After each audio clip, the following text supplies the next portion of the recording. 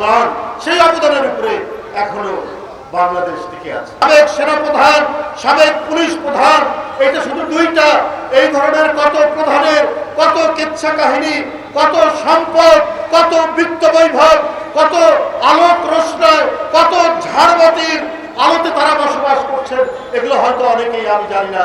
যে তার যে সাস্টেনেবল, যেটাকে বলা হয় ইংরেজিতে, বাংলা হচ্ছে টেকসই যে উন্নয়ন, অর্থাৎ আমাদের যে সম্পদ, আমাদের যে আর্থিক সক্ষমতা, এর সাথে এবং পরিবেশের সাথে সম্পর্কিত হয়ে যে উন্নয়ন, সেই উন্নয়ন যে ধারাটা তিনি তৈরি করেছিলেন, সে ধারাটি তো রাখেনি এই দামি সরকার, দখলদার সরকার।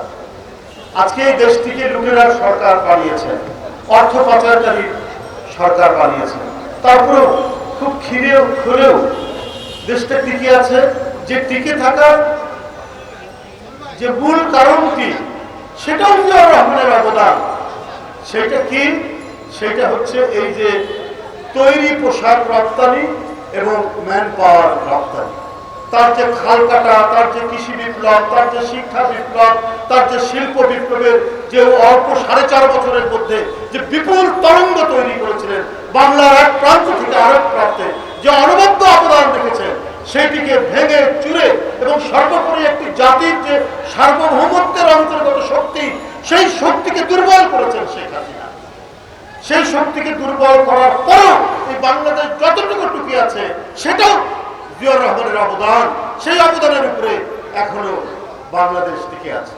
বন্ধুরা আমার, একটি দেশের একটি গণতান্ত্রিক সরকারের রাষ্ট্রপতি, তিনি যদি ব্যক্তিগতভাবে সততার একটি উচ্চ পর্যায়ে থাকেন, একটি হিমালয়ের পর্বতে যিনি অবস্থান করেন সততার দিক থেকে, সেটাও তো আজকে বিএনপির নেতা কর্মীদের পথ চলার জন্য, সংগ্রামের জন্য একটা বিরাট অন্তর্গত প্রেরণা। আমরা সেই প্রেরণায় পথ চলি। আজকে এক একটাতে কেচ্ছা কাহিনী শুনছি। সাবেক সেনাপ্রধান, সাবেক পুলিশ প্রধান, এটা শুধু দুইটা।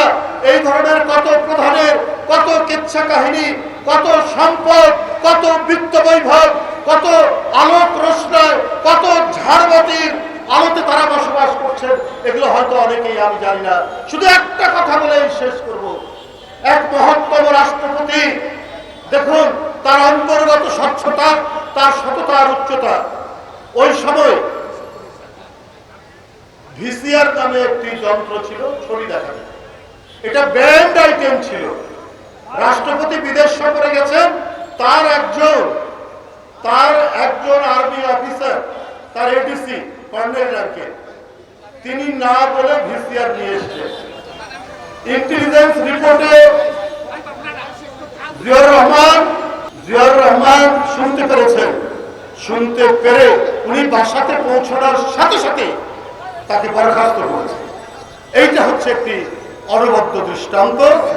এটাই হচ্ছে আমাদের অন্তর্নিহিত বড় শক্তি।